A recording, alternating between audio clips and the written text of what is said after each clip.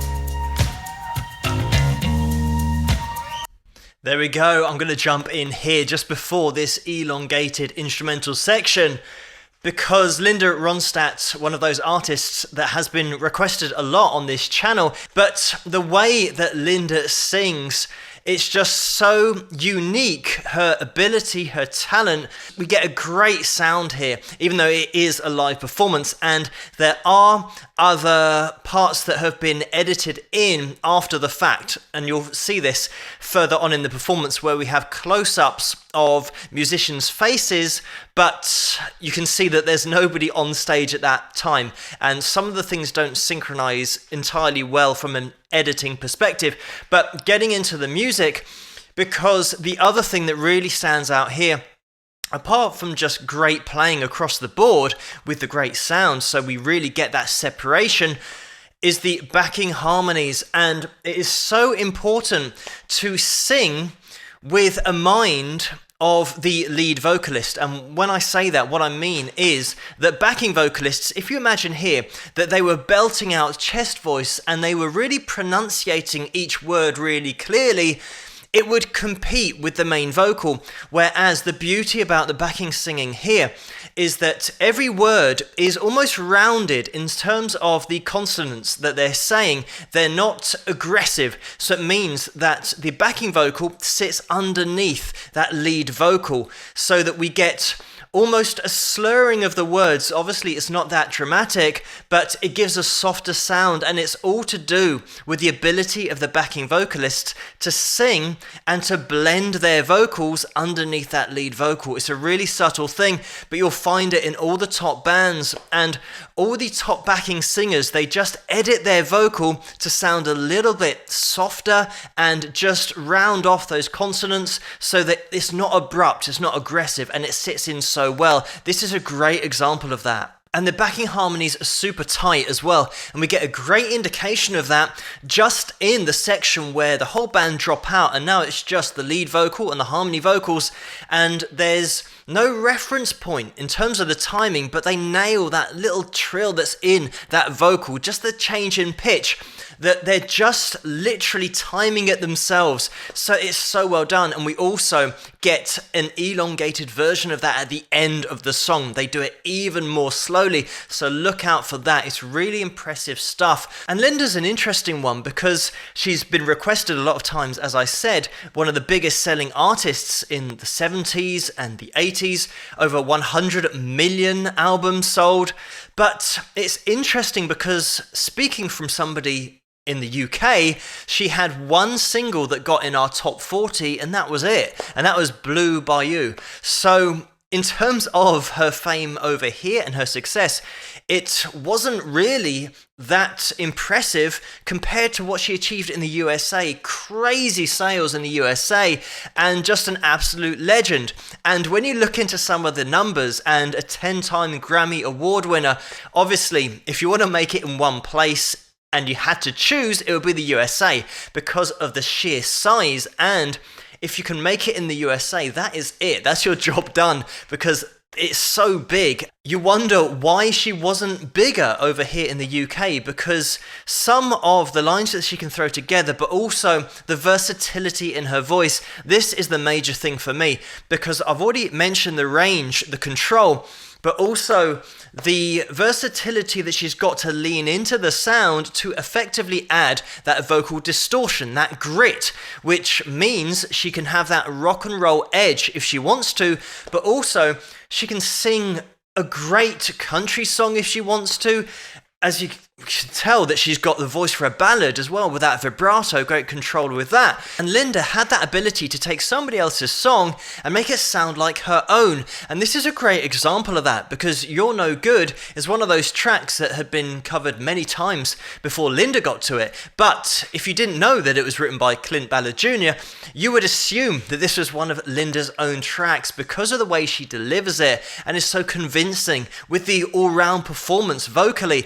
And it's a rare ability to have, to take somebody else's writing and somebody else's personal experience sometimes, have it in a song, and then have another singer who can connect to an audience with somebody else's story. And Linda was one of those rare performers that could do that. But let's get back into the performance.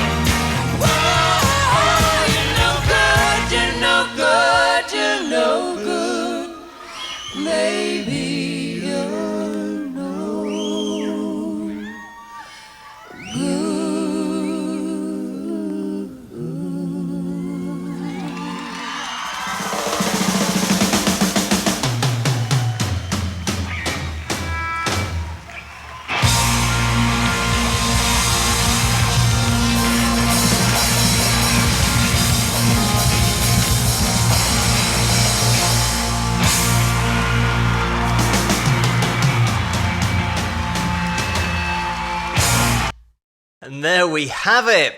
And you know things are getting serious when the cowbell comes out, and that was Linda right at the end there with a bit of cowbell action. But this performance, obviously the sound is great. There's been a little bit of production put on it. But again, try not to judge it too harshly with the editing, because there is a bit in that guitar solo where we've got some bends going on and it's clearly not that we're hearing. So the editing is a little bit off in places. But in terms of live, it obviously is live, because you can tell by the way that Linda is performing and singing all of these lines. You would not be able to lip sync this accurately. And listen to the tightness of the harmonies right at the end there that I did mention earlier. Absolutely spot on. We also had that extended lead guitar solo, and Danny Korchmar is playing lead guitar here as well. And we've also got Kenny Edwards on guitar, and I think Kenny was doing the backing vocals as well as playing rhythm, whereas unfortunately on this video he doesn't get a credit for that, at least just in the description. And then we've got Dan Dugmore, who gets a credit here for pedal steel guitar, and that's what he played predominantly, but I think he's playing rhythm guitar in this video. But obviously myself, I'm not going to argue against an extended lead guitar solo. And actually, I've just reminded myself of something that happens right at the end of this video. We've got Russ Kunkel at the end playing his drum fills, giving us the end of the track.